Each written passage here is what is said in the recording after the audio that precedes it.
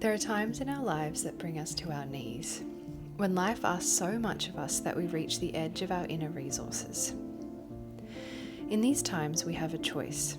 We can either numb, suppress, or make ourselves wrong for how we're feeling, or we can acknowledge and validate what we're feeling and reach out for support.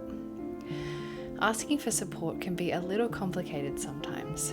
Our minds tend to block us from reaching out or receiving the help that we need.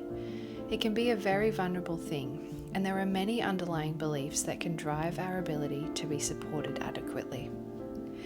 For example, we may believe that asking for help means that we're not coping and we've failed, which by the way is not true, but I'll share more on that in another video. In this video, I want to speak to a fundamental support that is available for each and every one of us, no matter where or who you are. Some call it God, others call it love or creator. There's so many names for this force that acts in our lives, whether we're aware of it or not. What I've learned is that this is a force that is very real and very available to each and every one of us. An intimate relationship with God as the foundation of your support can help fill the gaps where others aren't able. This is an incredible feeling because it means that you're never truly alone.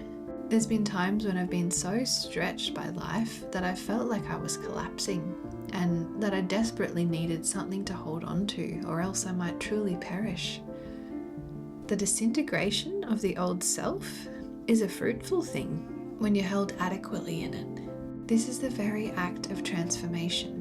But it's the holding and the nourishment that allows us to experience it this way. So, surrender to the collapse you feel. Express your feelings. And if it doesn't come out right, repair and try again. You don't have to be perfect. And if human help doesn't feel accessible, don't forget to try reaching out for invisible help, for higher help.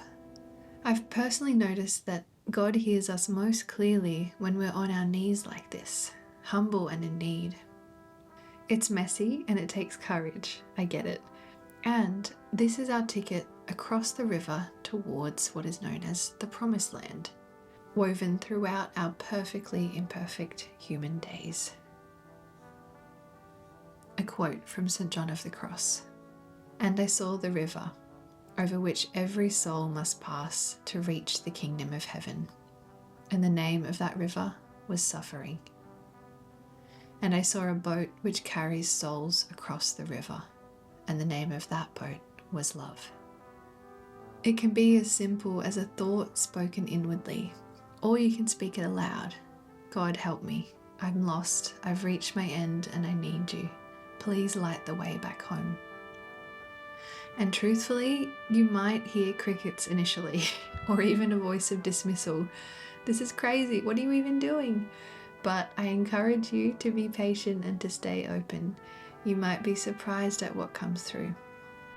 It is usually a very quiet thought, and it may even come through someone else, or through an aspect of creation, like the wind or the birds, or even something on your news feed.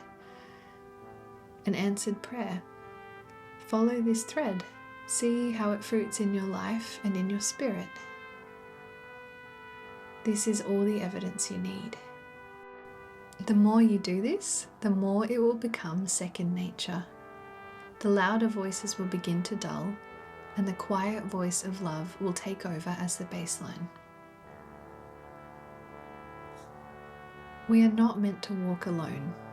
For the mothers out there, this role can be very lonely without holding, without a loving and ever available anchor. Sadly, the reality is that our partners, families, and communities are not always available or loving. And yet, mothers carry the world, as my mum says. We are always carrying our children in our hearts. It never stops, and we need holding too.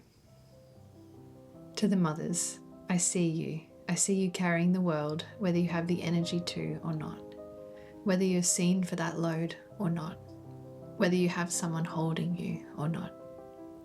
And I pray that in the moments you feel like you're breaking, that you reach out. This is how we reweave the broken webs of community that are meant to sustain us. And if there's no one, try God.